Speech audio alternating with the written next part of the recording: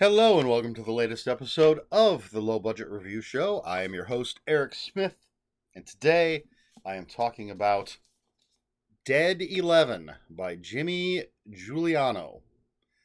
And this is from Dutton Press. Look at that cool cover. Look at all those blurbs. That's a lot of blurbs. So, in a nutshell, can I do this? Let's see. Hold on a second. I did not prepare properly. What is the name of the guy telling the story? Harper. There we go. I had to find that. So Harper is a dude who's looking for his missing sister on Clifford Island, and weird shit is happening. That's your nutshell. Now, for the too long didn't watch crowd, I gave this 5 out of 5 stars, but don't click off just yet. This was a roller coaster for rating this book. I started out, maybe the first 100 pages, I'm like, this is okay. I'm intrigued enough, I suppose. I'm thinking 3 stars. Then I would get to a part where I'm like, oh, this is 4 stars. This is just getting better. And then I was like, well, maybe that really good part wasn't enough. 3 stars. I mean, that means I liked it. 3 stars is I liked it.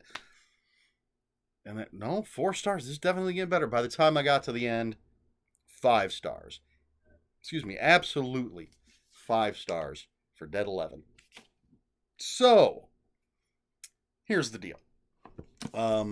This book, yes, it's about, there's a woman named Willow, and she has gone to Clifford Island because, trying not to spoil anything, she found the name Clifford Island written on the floor in her son's bedroom under his toy chest or chest of stuff.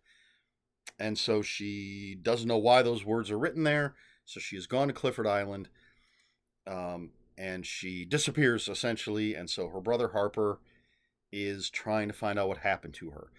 The way the book is told, it is part novel and part epistolary. There are letters, newspaper articles, text chains, emails, interviews, different things like that. It does jump back and forth in time, because there's an author's note, I think it is what it calls itself, or a note to the reader that is supposed to be from Harper, and he explains why he has written this book this way. That he included these epistolary elements, but because he's a writer, he's a sports writer, but he is a writer, he decided to write these other parts as a narrative. So it's like you're reading a novel. So the parts with him are first person. He's telling us the story he's going through, but it's just like reading a first person novel. And then the letters that Willow is writing to her husband are first person because it's just her writing letters. But then there are parts where it's third person omniscient, essentially, that feature Willow or feature this other character, Lily, who's a high school student. She plays basketball. She's on the team. Other characters, and it's like reading a novel, but he has explained again that this is all information that he was given. He has verified as much of it as he can. He's just choosing to write it in this narrative fashion, if that makes sense. And again, it's fantastic. We actually start after that author's note. There's sort of a cold open with these 2 old women, and it's like, what the hell is going on? And then we have some stuff with Willow, which is where we really get the cold open, as I like to call it, with the two old women, is weird and freaky. But when we get to Willow, we start to get our spooky, creepy stuff. And, things that'll send a chill down your spine. But we jump back and forth. We're following Harper at the island, but then it will say, the chapter headings are the person that we're following for this. And so it'll just say Harper, and that's, present day. But then if it says Willow, it might say, 45 days before her disappearance or whatever. So it's never confusing as to when things are happening. So this island, Clifford Island, is there are weird things going on. And I think based on...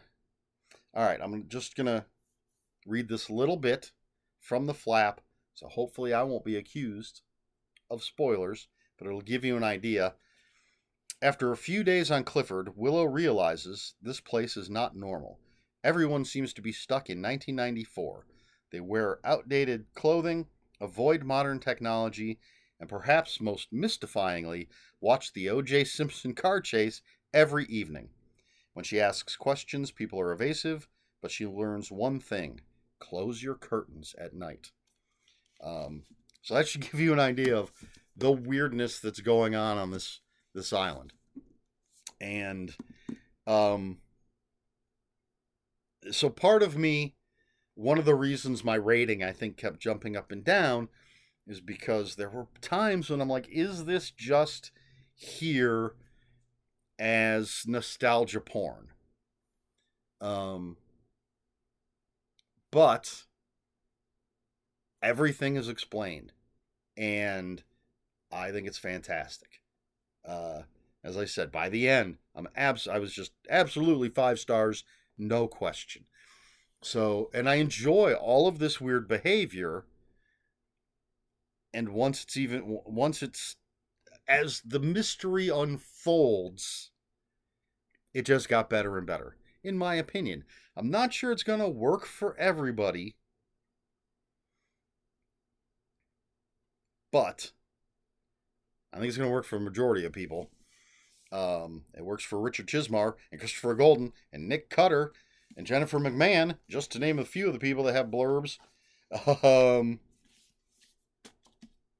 The cover caught my eye. Seeing the Christopher Golden, Nick Cutter, Richard Chismar, Steve Hawkinsmith, who else? And Reyes. They all enjoyed it. Early praise for Dead 11. Yeah, I decided to pick it up, and I'm really glad I did. I'd be interesting to see what Jimmy Juliano does next. R.L. Stine has a little blurb right there on the front cover. Hopefully he does something different. I don't want to see a what's his name, Peter Klein, the guy that wrote Ready Player One, who just did Armada, which was, he followed that up with Armada, horrible, and then Ready Player Two, horrible. I'm hoping. I think this story is finished, so I'm hoping he does something equally clever, equally well written, and equally as captivating.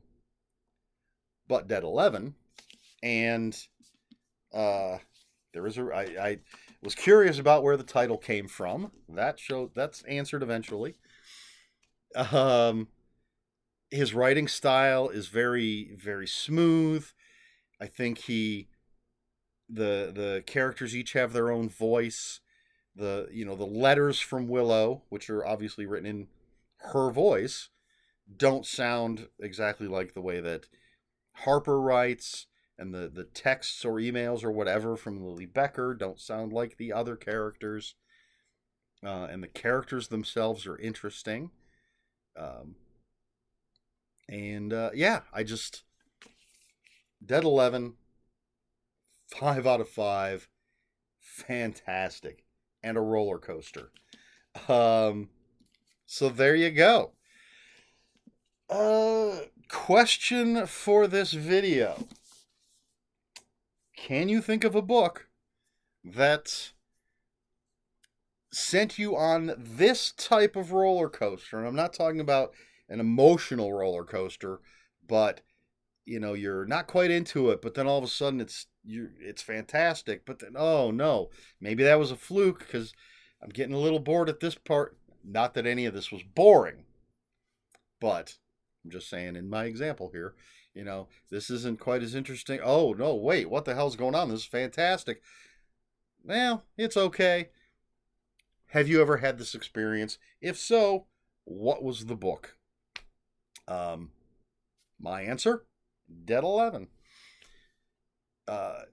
If I'm not enjoying something, I'm not going to finish reading it. This was captivating enough from the beginning. I never considered not finishing it. As I said, I'm at 3 stars from the get-go. That cold open with the 2 old women, I'm like, yeah, this is well written. This has my attention. I want to know what's going on. But it took more, which it gave me, to raise that, and by the end, just fantastic. Off the top of my head, since the question was off the top of my head, I can't think of any other book that did that to me. This might be a unique experience. Maybe you've never had this experience. Although I'm sure people have, especially with longer books. I've heard people review like Stephen King, the huge honkin' Stephen King books, who will talk about, it got really slow. It was dragging in the middle. So it's, I guess, that kind of thing. Anyway, if you've had this experience, let me know in the comments below. If you have any comments, questions, or corrections, please put those in the comments below. Comments are open for spoilers. Just post a spoiler warning. We try to be polite here on my channel. Please like and subscribe, all the usual YouTube stuff.